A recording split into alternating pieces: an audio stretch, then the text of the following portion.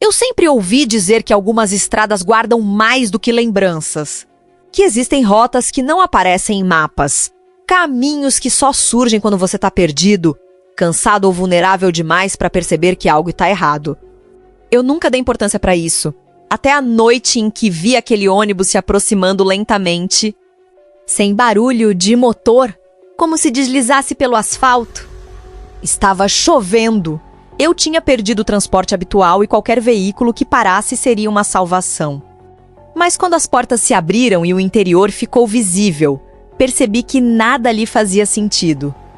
Os passageiros estavam imóveis, tão imóveis que pareciam esculturas abandonadas num museu sombrio. Nenhum levantou a cabeça, nenhum piscou. Era como se o tempo tivesse congelado apenas para eles. Eu deveria ter fugido naquele instante, mas a chuva, o medo e a solidão me convenceram a dar um passo à frente. O motorista não disse nada. Apenas me encarou através de um espelho que parecia reflexo de outra dimensão. Quando subi, o som do mundo lá fora desapareceu. A porta fechou e meu destino deixou de ser meu. Conforme o ônibus avançava, percebi que cada rosto ali parecia familiar, mas não conseguia lembrar de onde. Talvez fosse a expressão vazia. Talvez fossem as sombras que deformavam qualquer traço de humanidade. Só sei que alguma coisa me observava, mesmo sem mover um músculo. Foi então que notei um detalhe que congelou meu sangue: os nomes escritos nos assentos. Todos eram nomes de pessoas desaparecidas da região, e o assento onde eu estava também tinha um nome. O meu tentei ignorar. Me convenci de que era coincidência, mas algo dentro de mim sabia que aquilo era apenas o começo. Eu sei que você tá aqui porque gosta de histórias que te fazem questionar o que é real ou não. Mas antes de continuar, já aproveita e deixa o like, porque isso ajuda muito o canal a crescer. E se você ainda não é inscrito, clica no botão e ativa o sininho. Porque todo dia tem vídeo novo de terror, relatos sobrenaturais e histórias que não deixam ninguém dormir em paz. Além disso, comenta aqui embaixo de qual cidade você está assistindo. Eu sempre gosto de saber até onde essas histórias chegam e quem sabe um dia uma narrativa dessas não acontece exatamente na sua região. Agora, deixa eu te contar como tudo começou naquela noite.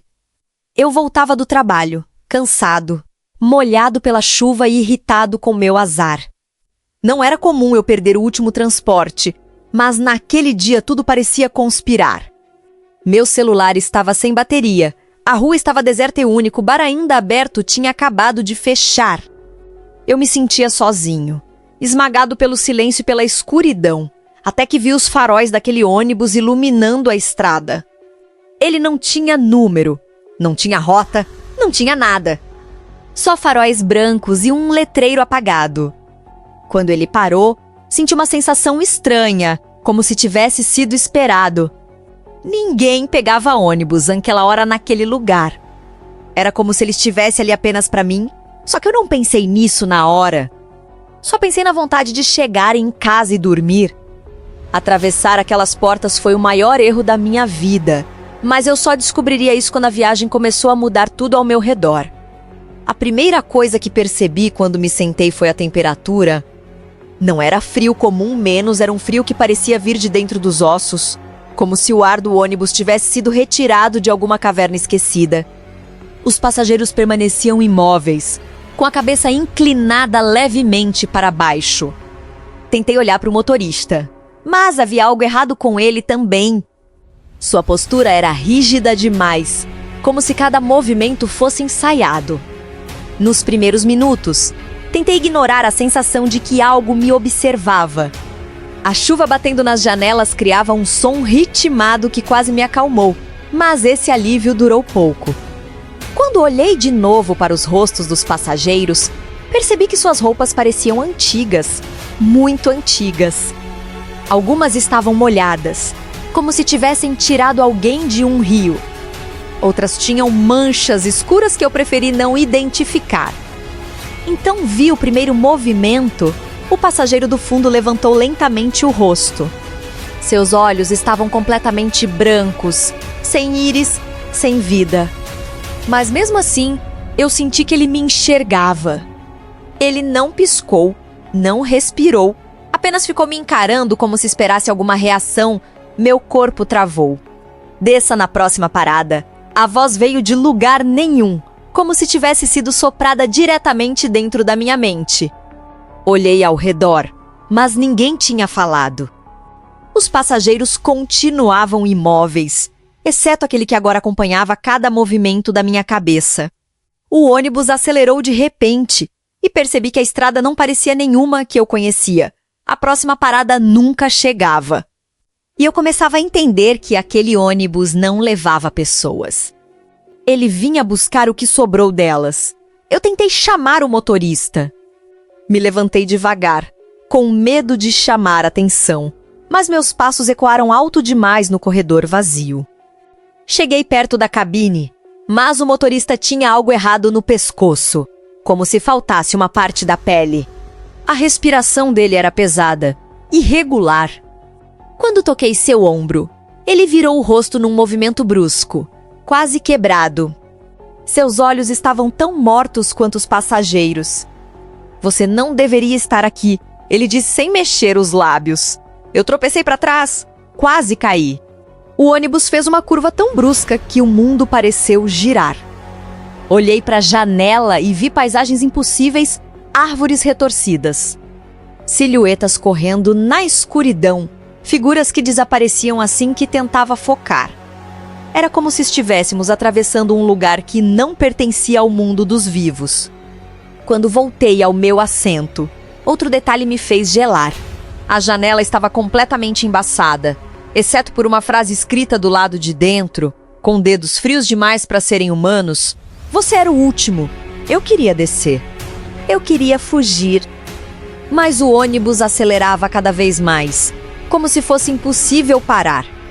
O passageiro do fundo levantou, seguindo minha direção com passos lentos e silenciosos. A cada passo dele, o chão parecia tremer levemente, como se algo maior estivesse acompanhando. A porta do ônibus não abria, as janelas não quebravam.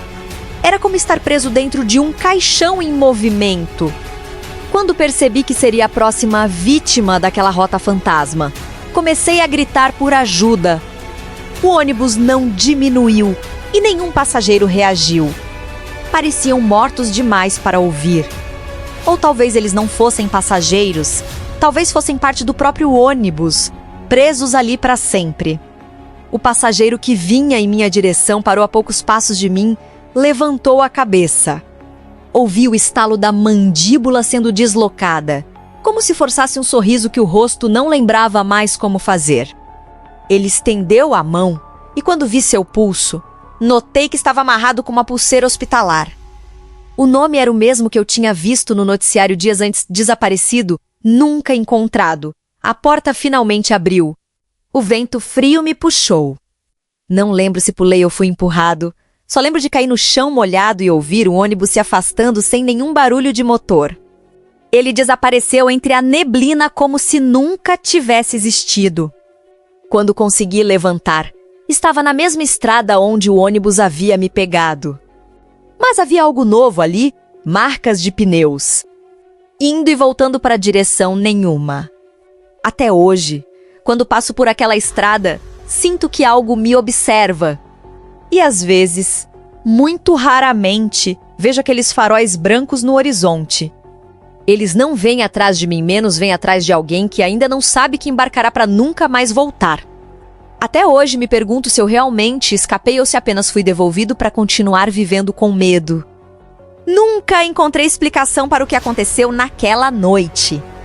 E todos os relatos de desaparecimento na região parecem ter aumentado desde então. Às vezes penso que o ônibus não escolheu me matar porque precisava que eu contasse a história. Que eu fosse uma espécie de aviso para quem anda sozinho tarde da noite. Se você está ouvindo isso, guardar essa história para você pode salvar sua vida. Porque se um ônibus sem rota aparecer na sua frente no meio da madrugada, não importa o quanto você esteja cansado, não importa o quanto você esteja sozinho, não suba. E se você já subiu alguma vez, preste atenção nos detalhes ao seu redor.